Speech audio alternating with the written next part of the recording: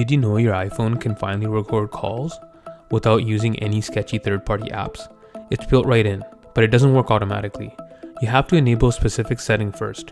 Here's exactly how to do it. First, open your settings and go to General, Software Update,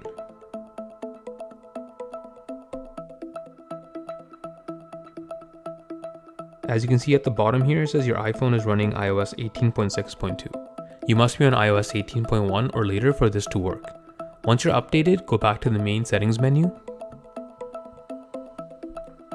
And now scroll all the way down to Apps. Tap on that. And now, find Phone.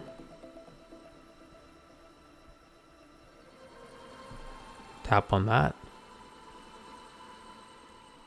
And right here you see call recording. Toggle that on. But wait, turning this on doesn't mean it records every call automatically. Here's how you actually trigger it. Let's make a call. And once the call connects, look at the top left. You'll see the recording icon. Tap that.